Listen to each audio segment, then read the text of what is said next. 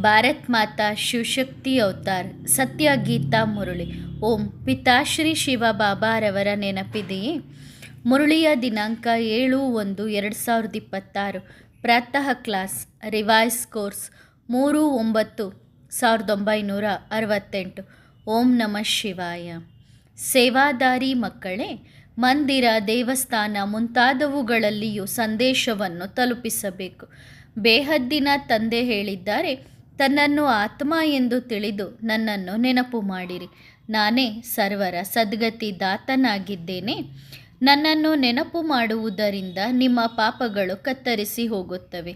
ಈ ಸಂದೇಶವನ್ನು ನೀವು ಯಾರಿಗಾದರೂ ನೀಡಬಹುದು. ಜಾಸ್ತಿ ಮಾತನಾಡಬಾರದು, ಕೇವಲ ಸಂದೇಶ ಕೊಡಬೇಕು.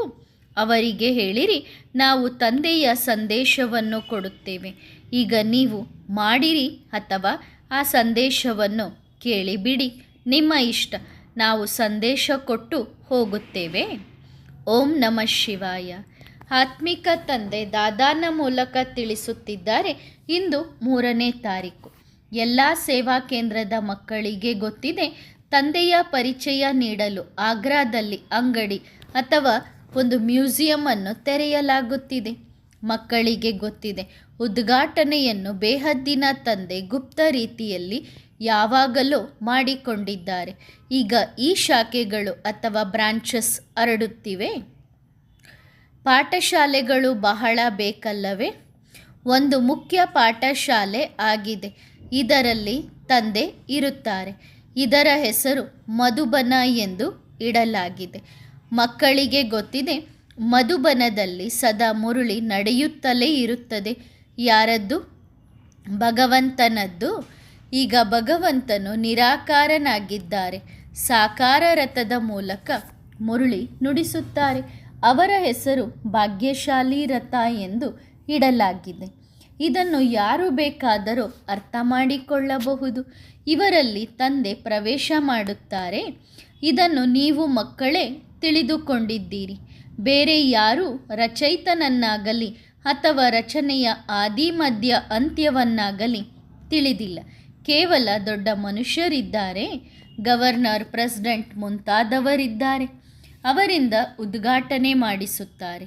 ಇದನ್ನೂ ಸಹ ಯಾವಾಗಲೂ ಬಾಬಾ ಬರೆಯುತ್ತಿರುತ್ತಾರೆ. ಅಂದರೆ ಯಾರಿಂದ ಉದ್ಘಾಟನೆ ಮಾಡಿಸುತ್ತೀರೋ ಅವರಿಗೆ ಮೊದಲು ಪರಿಚಯ ಕೊಡಬೇಕು. ತಂದೆ ಹೇಗೆ ಹೊಸ ಪ್ರಪಂಚವನ್ನು ಸ್ಥಾಪನೆ ಮಾಡುತ್ತಾರೆ, ಅವರ ಈ ಬ್ರಾಂಚ್ ತೆರೆಯಲಾಗುತ್ತಿದೆ. ಯಾರಾದರೊಬ್ಬರಿಂದ ಉದ್ಘಾಟನೆ ಮಾಡಿಸುತ್ತಾರೆ. ಇದರಿಂದ ಅವರದ್ದು ಕಲ್ಯಾಣವಾಗಲಿ, ಅವರು ಸ್ವಲ್ಪ ತಿಳಿದುಕೊಳ್ಳಲಿ, ನಿಜವಾಗಿಯೂ ತಂದೆ ಬಂದಿದ್ದಾರೆ ಎಂದು. ಬ್ರಹ್ಮನ ಮೂಲಕ ವಿಶ್ವದಲ್ಲಿ ಶಾಂತಿಯ ರಾಜ್ಯದ ಅಥವಾ ಆದಿ ಸನಾತನ ದೇವಿ ದೇವತಾ ಧರ್ಮದ ಸ್ಥಾಪನೆ ಆಗುತ್ತಿದೆ. ಅದರ ಉದ್ಘಾಟನೆಯೂ ಆಗಿದೆ. ಈಗ ಈ ಬ್ರಾಂಚ್ ತೆರೆಯಲಾಗುತ್ತಿದೆ. ಹೇಗೆ ಬ್ಯಾಂಕ್ಗಳ ಬ್ರಾಂಚಸ್ ಅನೇಕ ಕಡೆ ತೆರೆಯುತ್ತಾ ಹೋಗುತ್ತಾರಲ್ಲವೇ? ತಂದೆಯೇ ಬಂದು ಈ ಜ್ಞಾನ ಕೊಡಬೇಕು. ಈ ಜ್ಞಾನ ಪರಮಪಿತ ಪರಮಾತ್ಮನಲ್ಲಿಯೇ ಇದೆ. ಆದ್ದರಿಂದ ಅವರನ್ನೇ ಜ್ಞಾನ ಸಾಗರ ಎಂದು ಕರೆಯಲಾಗುತ್ತದೆ. ಆತ್ಮಿಕ ತಂದೆಯಲ್ಲಿಯೇ ಆತ್ಮಿಕ ಜ್ಞಾನವಿದೆ. ಅದನ್ನು ತಂದೆಯೇ ಬಂದು ನಾವಾತ್ಮಗಳಿಗೆ ಕೊಡುತ್ತಾರೆ. ತಂದೆ ತಿಳಿಸುತ್ತಾರೆ, ಮಕ್ಕಳೇ ಅಥವಾ ಹೇ ಆತ್ಮಗಳೇ, ನೀವು ನಿಮ್ಮನ್ನು ಆತ್ಮ ಎಂದು ತಿಳಿದುಕೊಳ್ಳಿರಿ. ಆತ್ಮ ಎಂಬ ಹೆಸರು ಸಾಮಾನ್ಯವಾಗಿದೆ. ಮಹಾತ್ಮ, ಪುಣ್ಯಾತ್ಮ, ಪಾಪಾತ್ಮ ಎಂದು ಕರೆಯಲಾಗುತ್ತದೆ ಅಲ್ಲವೇ? ಆದ್ದರಿಂದ ಆತ್ಮಗಳಿಗೆ ಪರಮಪಿತ ಪರಮಾತ್ಮ ತಂದೆ ಬಂದು ತಿಳಿಸುತ್ತಿದ್ದಾರೆ. ತಂದೆ ಏಕೆ ಬರುತ್ತಾರೆ? ಅವಶ್ಯವಾಗಿ ಮಕ್ಕಳಿಗೆ ಆಸ್ತಿ ಕೊಡಲು. ಆಸ್ತಿ ಹೇಗೆ ಸಿಗುತ್ತದೆ? ಅದನ್ನೂ ಸಹ ತಂದೆ ತಿಳಿಸುತ್ತಾರೆ. ನನ್ನನ್ನು ನೆನಪು ಮಾಡುವುದರಿಂದ ನೀವು ಪಾವನರಾಗುತ್ತೀರಿ. ಪಾವನರಾಗಿ ತಮ್ಮ ಮನೆಗೆ ಹೋಗಿ ನಂತರ ಸತೋಪ್ರಧಾನ ಹೊಸ ಪ್ರಪಂಚದಲ್ಲಿ ಬರಬೇಕು. ಹೊಸ ಪ್ರಪಂಚದಿಂದ ಹಳೆಯ ಪ್ರಪಂಚ, ಹಳೆಯ ಪ್ರಪಂಚದಿಂದ ಮತ್ತೆ ಹೊಸ ಪ್ರಪಂಚದಲ್ಲಿ ಹೋಗುವುದು ಅವಶ್ಯವಾಗಿ ಇರುತ್ತದೆ. ಪ್ರಪಂಚದ ಇತಿಹಾಸ ಭೂಗೋಳ ಪುನರಾವರ್ತನೆ ಆಗುತ್ತದೆ ಎಂದು ಹೇಳಲಾಗುತ್ತದೆ ಅಲ್ಲವೇ? ಹೊಸ ಮತ್ತು ಹಳೆಯ ಪ್ರಪಂಚ ಮನುಷ್ಯರದ್ದೇ ಆಗಿದೆ. ತಂದೆ ತಿಳಿಸುತ್ತಾರೆ, ನಾನು ಬಂದಿದ್ದೇನೆ ಹೊಸ ಮನುಷ್ಯ ಸೃಷ್ಟಿಯನ್ನು ರಚಿಸಲು. ಮನುಷ್ಯರಿಲ್ಲದೆ ಪ್ರಪಂಚ ಇರುವುದಿಲ್ಲ. ಹೊಸ ಪ್ರಪಂಚದಲ್ಲಿ ದೇವಿ ದೇವತೆಗಳದ್ದೇ ರಾಜ್ಯವಿತ್ತು. ಅದರ ಸ್ಥಾಪನೆ ಈಗ ಮತ್ತೆ ಆಗುತ್ತಿದೆ. ಈಗ ನೀವು ಮಕ್ಕಳು ಶೂದ್ರ ಮನುಷ್ಯರಿಂದ ಬ್ರಾಹ್ಮಣರಾಗಿದ್ದೀರಿ. ಮತ್ತೆ ನಿಮ್ಮನ್ನು ಬ್ರಾಹ್ಮಣರಿಂದ ದೇವತೆಯನ್ನಾಗಿ ಮಾಡಲು ಬಂದಿದ್ದೇನೆ. ನೀವು ಇದನ್ನು ಕೇಳಬಹುದು. ತಂದೆ ಹೀಗೆ ತಿಳಿಸುತ್ತಾರೆ, ನೀವು ಹೊಸ ಪ್ರಪಂಚದಲ್ಲಿ ಹೇಗೆ ಹೋಗಬಹುದು?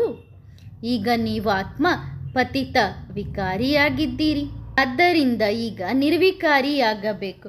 ಜನ್ಮ ಜನ್ಮಾಂತರದ ಪಾಪಗಳ ಹೊರೆ ತಲೆಯ ಮೇಲಿದೆ. ಪಾಪ ಯಾವಾಗ ಪ್ರಾರಂಭವಾಗುತ್ತದೆ? ತಂದೆ ಎಷ್ಟು ವರ್ಷಗಳಿಗಾಗಿ ಪುಣ್ಯಾತ್ಮರನ್ನಾಗಿ ಮಾಡುತ್ತಾರೆ? ಇದು ಸಹ ಈಗ ನಿಮಗೆ ಗೊತ್ತಿದೆ. 21 ಜನ್ಮ ನೀವು ಪುಣ್ಯಾತ್ಮರಾಗಿರುತ್ತೀರಿ, ನಂತರ ಪಾಪಾತ್ಮರಾಗಿದ್ದೀರಿ. ಎಲ್ಲಿ ಪಾಪಾತ್ಮರಿರುತ್ತಾರೋ ಅಲ್ಲಿ ದುಃಖವೇ ಇರುತ್ತದೆ. ಪಾಪಗಳು ಯಾವುವು ಎಂಬುದನ್ನು ಸಹ ತಂದೆ ತಿಳಿಸುತ್ತಾರೆ. 1. ನೀವು ಧರ್ಮದ ಗ್ಲಾನಿ ಮಾಡುತ್ತೀರಿ. ನೀವು ಎಷ್ಟು ಪತಿತರಾಗಿ ಬಿಟ್ಟಿದ್ದೀರಿ. ನನ್ನನ್ನು ಕರೆಯುತ್ತಾ ಬಂದಿದ್ದೀರಿ, ಹೇ ಪತಿತ ಪಾವನ, ನೀನು ಬಾ ಎಂದು. ಅದಕ್ಕೆ ಈಗ ನಾನು ಬಂದಿದ್ದೇನೆ. ನಿಮ್ಮನ್ನು ಪಾವನರನ್ನಾಗಿ ಮಾಡುವ ತಂದೆಗೆ ನೀವು ನಿಂದನೆಯನ್ನೂ ಮಾಡುತ್ತಾ ಬೈಗುಳಗಳನ್ನು ಮಾಡುತ್ತಾ ಇದ್ದೀರಿ.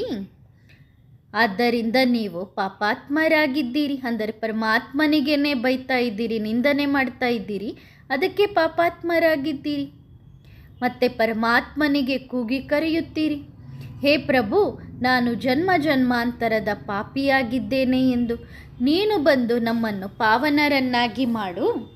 ಆಗ ತಂದೆ ತಿಳಿಸುತ್ತಾರೆ, ಯಾರು ಎಲ್ಲರಿಗಿಂತ ಜಾಸ್ತಿ ಜನ್ಮ ತೆಗೆದುಕೊಂಡಿದ್ದಾರೋ ಅವರ ಬಹಳ ಜನ್ಮಗಳ ಅಂತ್ಯದಲ್ಲಿ ನಾನು ಅವರಲ್ಲಿ ಪ್ರವೇಶ ಮಾಡುತ್ತೇನೆ. ಬಾಬಾ ಬಹಳ ಜನ್ಮ ಎಂದು ಯಾವುದಕ್ಕೆ ಹೇಳುತ್ತಾರೆ? 84 ಜನ್ಮಗಳಿಗೆ. ಯಾರು ಮೊಟ್ಟ ಮೊದಲು ಬರುತ್ತಾರೋ ಅವರೇ 84 ಜನ್ಮ ತೆಗೆದುಕೊಳ್ಳುತ್ತಾರೆ. ಇದನ್ನು ನೀವು ತಿಳಿದುಕೊಂಡಿದ್ದೀರಿ. ಮೊದಲು ಈ ಲಕ್ಷ್ಮೀನಾರಾಯಣರೇ ಬರುತ್ತಾರೆ. ಇಲ್ಲಿ ನೀವು ಬರುವುದೇ ನರನಿಂದ ನಾರಾಯಣ, ನಾರಿಯಿಂದ ಲಕ್ಷ್ಮಿಯಾಗಲು. ಕಥೆಯನ್ನೂ ಸಹ ಇದನ್ನೇ ಹೇಳುತ್ತಾರೆ. ಯಾವಾಗಲಾದರೂ ರಾಮ ಸೀತೆ ಆಗುವ ಕತೆ ಕೇಳಿದ್ದೀರಾ? ಯಾರು ಹೇಳಿದ್ದಾರೆ? ಅವರನ್ನು ನಿಂದನೆ ಮಾಡಲಾಗಿದೆ. ತಂದೆ ಮಾಡುವುದೇ ನರನಿಂದ ನಾರಾಯಣ, ನಾರಿಯಿಂದ ಲಕ್ಷ್ಮಿ. ಇವರ ನಿಂದನೆಯನ್ನು ಯಾವಾಗಲೂ ಯಾರೂ ಮಾಡುವುದಿಲ್ಲ. ತಂದೆ ಹೇಳುತ್ತಾರೆ, ನಾನು ನಿಮ್ಮನ್ನು ನರನಿಂದ ನಾರಾಯಣನನ್ನಾಗಿ ಮಾಡುತ್ತೇನೆ ಅಥವಾ ರಾಜಯೋಗವನ್ನು ಕಲಿಸುತ್ತೇನೆ. ವಿಷ್ಣುವಿನ 2 ರೂಪ ಈ ಲಕ್ಷ್ಮೀನಾರಾಯಣರದ್ದಾಗಿದೆ. ಚಿಕ್ಕವರಿದ್ದಾಗ ರಾಧೆ ಕೃಷ್ಣರಿದ್ದಾರೆ. ಇವರು ಯಾವುದೇ ಅಣ್ಣ ತಂಗಿ ಅಲ್ಲ, ಬೇರೆ ಬೇರೆ ರಾಜರ ಮಕ್ಕಳಾಗಿದ್ದರು. ಅವರು ಮಹಾರಾಜಕುಮಾರ, ಇವರು ಮಹಾರಾಜಕುಮಾರಿಯಾಗಿದ್ದರು. ಇವರಿಗೆ ನಂತರ ಸ್ವಯಂವರದ ನಂತರ ಲಕ್ಷ್ಮೀನಾರಾಯಣ ಎಂದು ಕರೆಯಲಾಗುತ್ತದೆ. ಈ ಎಲ್ಲ ಮಾತುಗಳನ್ನು ಯಾವ ಮನುಷ್ಯರೂ ತಿಳಿದುಕೊಂಡಿಲ್ಲ. ಯಾರ ಬುದ್ಧಿಯಲ್ಲಿ ಕಲ್ಪದ ಮೊದಲು ಈ ಎಲ್ಲ ಮಾತುಗಳು ಕುಳಿತಿದ್ದವೋ ಅವರಿಗೆ ಮಾತ್ರ ಗೊತ್ತಾಗುತ್ತದೆ. ಆ ಲಕ್ಷ್ಮೀನಾರಾಯಣ, ರಾಧೆ ಕೃಷ್ಣ ಮುಂತಾದ ಎಲ್ಲರ ಮಂದಿರಗಳಿವೆ. ಶಂಕರನ ಮಂದಿರವೂ ಇದೆ, ವಿಷ್ಣುವಿನ ಮಂದಿರವೂ ಇದೆ. ಯಾರಿಗೆ ನರ ನಾರಾಯಣನ ಮಂದಿರ ಎಂದು ಕರೆಯುತ್ತಾರೆ. ಮತ್ತು ಮತ್ತೆ ಲಕ್ಷ್ಮೀನಾರಾಯಣರು ಬೇರೆ ಬೇರೆ ಮಂದಿರವೂ ಇದೆ. ಬ್ರಹ್ಮನ ಮಂದಿರವೂ ಇದೆ. ಬ್ರಹ್ಮದೇವತಾಯ ನಮಃ, ವಿಷ್ಣು ದೇವತಾಯ ನಮಃ, ಶಂಕರ ದೇವತಾಯ ನಮಃ ಎಂದು ಹೇಳುತ್ತಾರೆ. ಮತ್ತೆ ಹೇಳುತ್ತಾರೆ ಶಿವ ಪರಮಾತ್ಮಾಯ ನಮಃ. ಆಗ ಅವರು ಬೇರೆಯಾದರಲ್ಲವೇ? ದೇವತೆಗಳಿಗೆ ಯಾವಾಗಲೂ ಭಗವಂತ ಎಂದು ಕರೆಯುವುದಿಲ್ಲ. ಇಲ್ಲಿ ತಮೋಪ್ರಧಾನ ಮನುಷ್ಯರಿಗೂ ಭಗವಂತ ಎಂದು ಹೇಳುತ್ತಾರೆ. ಹಾಗಾದರೆ ಇನ್ನು ವ್ಯತ್ಯಾಸ ಏನು ಉಳಿಯಿತು? ಇದಕ್ಕೆ ಹೇಳಲಾಗುತ್ತದೆ ಅಂಧೇರ ನಗರಿ ಚೌಪಟ್ ರಾಜ. ಅಂದರೆ ಕತ್ತಲಿನ ನಗರಿಯಲ್ಲಿ ಒಬ್ಬ ರಾಜ ಇದ್ದಾನೆ. ಅವನು ತರಕಾರಿನೂ ಒಂದೇ ರೇಟು, ಮಿಠಾಯಿಗಳನ್ನು ಒಂದೇ ರೇಟಿನಲ್ಲಿ ಮಾರಲಿಕ್ಕೆ ಹೇಳ್ತಾನೆ ಅಂತ ಹೇಳ್ತಾರೆ. ನಾಯಿ, ಬೆಕ್ಕು, ಕಲ್ಲು, ಮಣ್ಣು ಎಲ್ಲದಕ್ಕೂ ಭಗವಂತ ಎಂದು ಹೇಳುತ್ತಾರೆ. ಈಗ ಭಗವಂತನೆಲ್ಲಿ, ಕಲ್ಲು ಮಣ್ಣು ಎಲ್ಲಿ? ಆಗ ತಂದೆ ತಿಳಿಸುತ್ತಾರೆ, ಮೊದಲು ಯಾರಿಂದ ಉದ್ಘಾಟನೆ ಮಾಡಿಸಬೇಕಿದೆಯೋ ಅವರಿಗೆ ತಿಳಿಸಬೇಕು. ವಿಶ್ವದಲ್ಲಿ ಶಾಂತಿ ಸ್ಥಾಪನೆಗಾಗಿ ಭಗವಂತನು ಅಡಿಪಾಯ ಹಾಕಿದ್ದಾರೆ. ವಿಶ್ವದಲ್ಲಿ ಶಾಂತಿ ಲಕ್ಷ್ಮೀನಾರಾಯಣರ ರಾಜ್ಯದಲ್ಲಿ ಇತ್ತು ಅಲ್ಲವೇ? ಇವರು ಸತ್ಯಯುಗದ ಮಾಲೀಕರಲ್ಲವೇ? ಆಗ ಮನುಷ್ಯರನ್ನು ನರನಿಂದ ನಾರಾಯಣ, ನಾರಿಯಿಂದ ಲಕ್ಷ್ಮಿ ಮಾಡುವಂತಹ ಇದು ಒಂದು ದೊಡ್ಡ ಭಗವಂತನ ಯೂನಿವರ್ಸಿಟಿ ಆಗಿದೆ ಅಥವಾ ಈಶ್ವರೀಯ ವಿಶ್ವವಿದ್ಯಾಲಯವಾಗಿದೆ. ವಿಶ್ವವಿದ್ಯಾಲಯ ಎಂದು ಬಹಳಷ್ಟು ಜನರು ಹೆಸರು ಇಟ್ಟಿದ್ದಾರೆ. ವಾಸ್ತವದಲ್ಲಿ ಅದು ಯಾವುದೇ ವರ್ಲ್ಡ್ ಯೂನಿವರ್ಸಿಟಿ ಅಲ್ಲ. ಯೂನಿವರ್ಸ್ ಅಂದರೆ ಇಡೀ ವಿಶ್ವವೇ ಆಗಿ ಹೋಯಿತು. ಇಡೀ ವಿಶ್ವದಲ್ಲಿ ಬೇಹದ್ದಿನ ತಂದೆಯು ಒಂದೇ ಕಾಲೇಜ್ ತೆರೆಯುತ್ತಾರೆ. ನೀವು ಮಕ್ಕಳಿಗೆ ಗೊತ್ತಿದೆ, ವಿಶ್ವದಲ್ಲಿ ಎಲ್ಲರೂ ಪಾವನರಾಗಬೇಕಿದೆ. ವಿಶ್ವವಿದ್ಯಾಲಯ ಒಂದೇ ಆಗಿದೆ. ಅದನ್ನು ತಂದೆ ಸ್ಥಾಪನೆ ಮಾಡುತ್ತಾರೆ. ನಾವು ಇಡೀ ವಿಶ್ವವನ್ನು ಶಾಂತಿಧಾಮ, ಸುಖಧಾಮಕ್ಕೆ ಕರೆದುಕೊಂಡು ಹೋಗುತ್ತೇವೆ. ಆದ್ದರಿಂದ ಇದಕ್ಕೆ ಈಶ್ವರೀಯ ವಿಶ್ವವಿದ್ಯಾಲಯ ಎಂದು ಕರೆಯಲಾಗುತ್ತದೆ. ಈಶ್ವರನೇ ಬಂದು ಇಡೀ ವಿಶ್ವಕ್ಕೆ ಮುಕ್ತಿ, ಜೀವನ್ಮುಕ್ತಿಯ ಆಸ್ತಿಯನ್ನು ಕೊಡುತ್ತಾರೆ. ಎಲ್ಲಿ ತಂದೆಯ ಮಾತು, ಎಲ್ಲಿ ಇವರು ಹೇಳುವಂತಹ ಯೂನಿವರ್ಸಿಟಿ, ಯೂನಿವರ್ಸ್ ಅಥವಾ ಇಡೀ ವಿಶ್ವವನ್ನು ಬದಲಾವಣೆ ಮಾಡುವುದು ಇದು ತಂದೆಯ ಕೆಲಸವೇ ಆಗಿದೆ. ನಮಗೆ ಈ ಹೆಸರನ್ನು ಇಡಲು ಬಿಡುವುದಿಲ್ಲ ಮತ್ತು ಸರ್ಕಾರ ತಾನೇ ಹೆಸರಿಟ್ಟುಕೊಳ್ಳುತ್ತದೆ.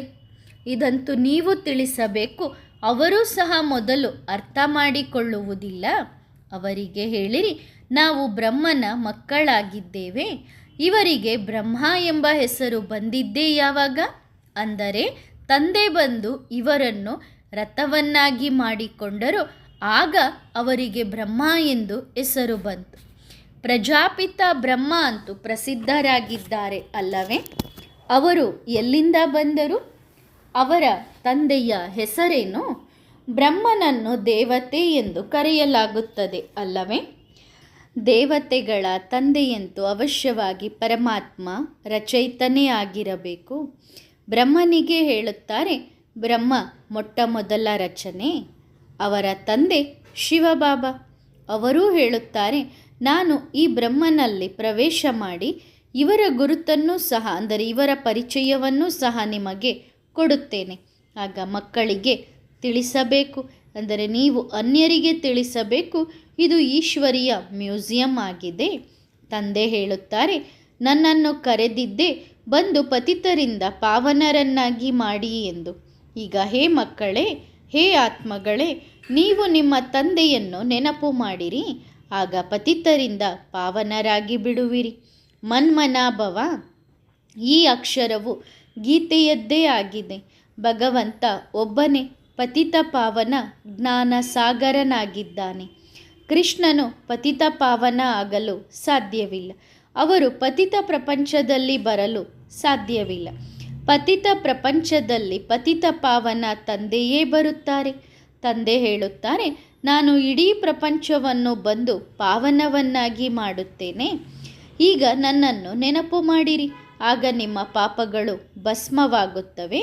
ಇದು ಎಷ್ಟು ಸಹಜ ಮಾತಾಗಿದೆ. ಭಗವಾನುವಾಚ, ಈ ಶಬ್ದವನ್ನು ಅವಶ್ಯವಾಗಿ ಹೇಳಬೇಕು. ಪರಮಪಿತ ಪರಮಾತ್ಮ ಹೇಳುತ್ತಾರೆ, ಕಾಮವಿಕಾರ ಮಹಾಶತ್ರುವಾಗಿದೆ.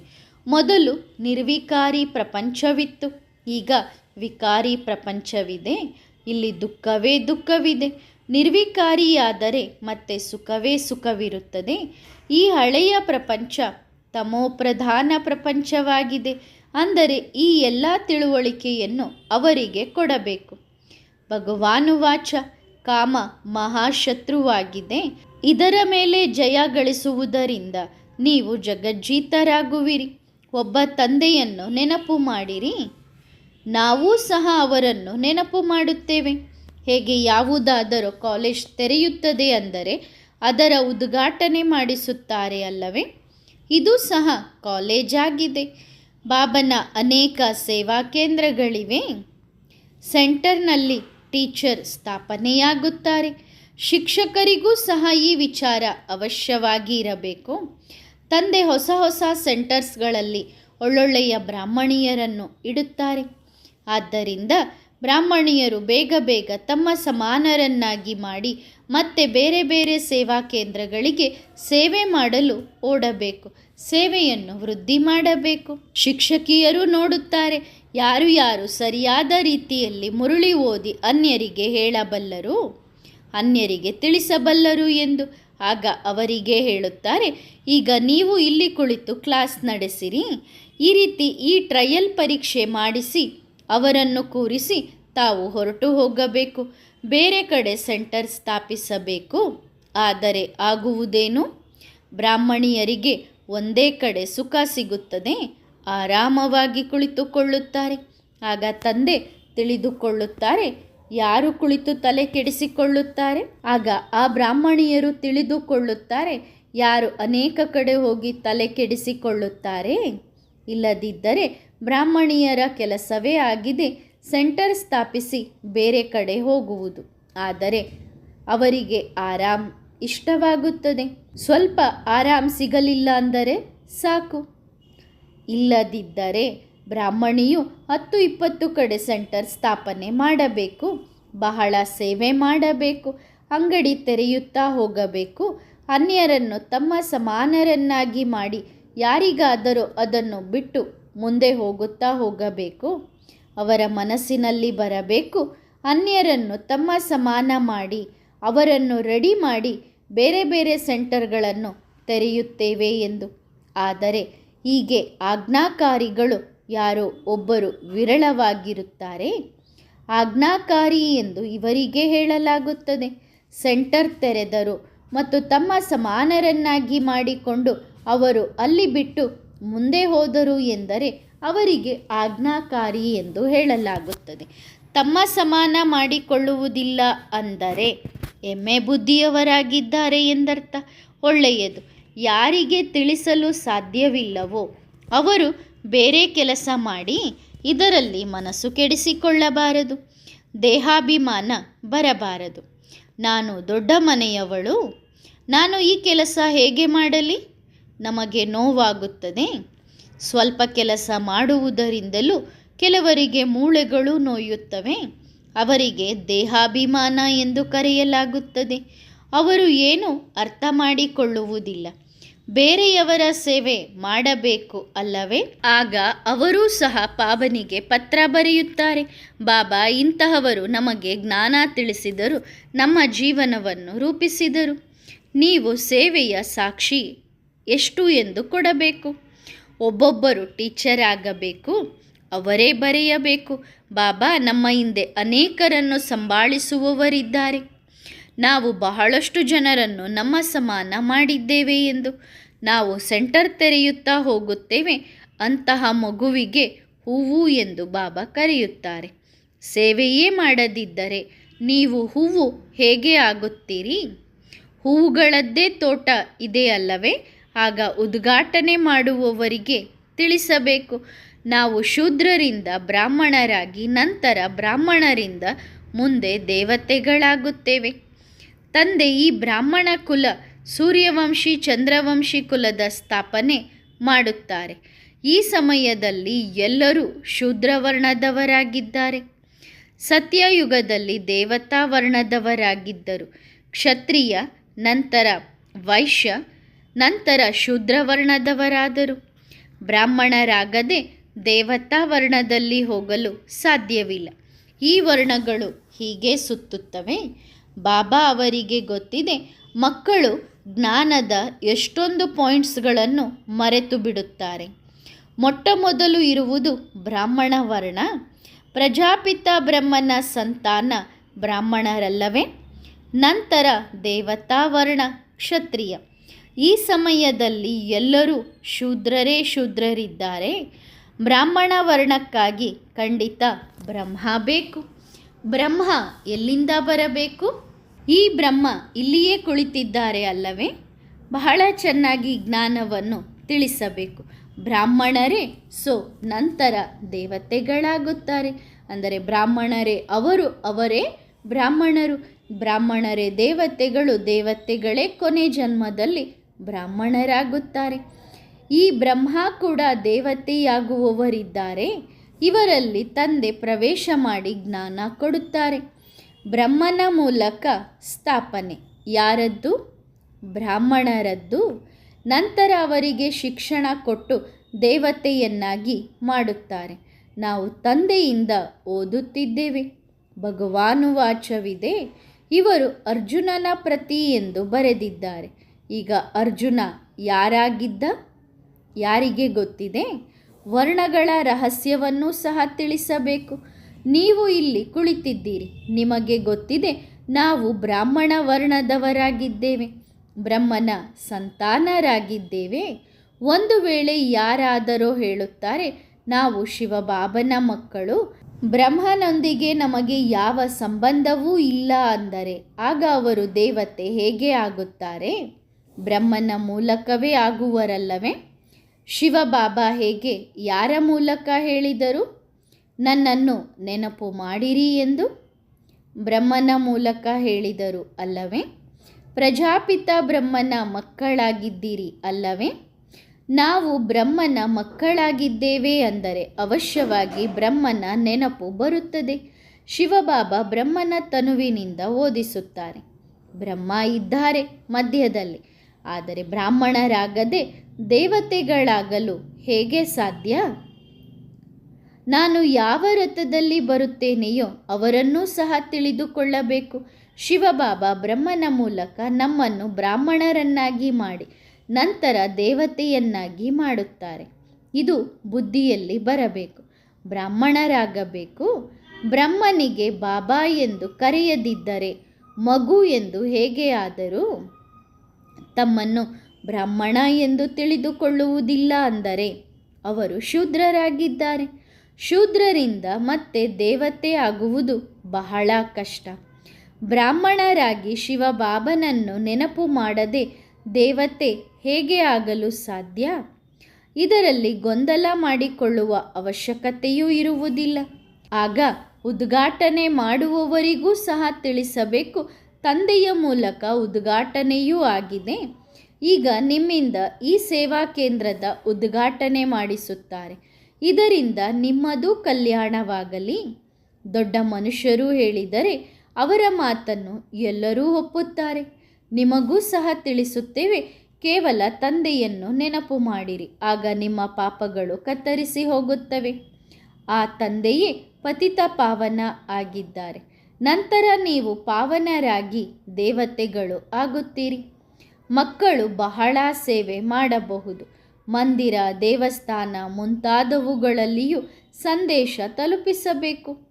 ಬೇಹದ್ದಿನ ತಂದೆ ಹೇಳಿದ್ದಾರೆ, ತಮ್ಮನ್ನು ಆತ್ಮ ಎಂದು ತಿಳಿದು ನನ್ನನ್ನು ನೆನಪು ಮಾಡಿರಿ. ನಾನೇ ಸರ್ವರ ಸದ್ಗತಿ ದಾತನಾಗಿದ್ದೇನೆ. ನನ್ನನ್ನು ನೆನಪು ಮಾಡುವುದರಿಂದ ನಿಮ್ಮ ಪಾಪಗಳು ಕತ್ತರಿಸಿ ಹೋಗುತ್ತವೆ. ಈ ಸಂದೇಶವನ್ನು ನೀವು ಯಾರಿಗಾದರೂ ಕೊಡಬಹುದು.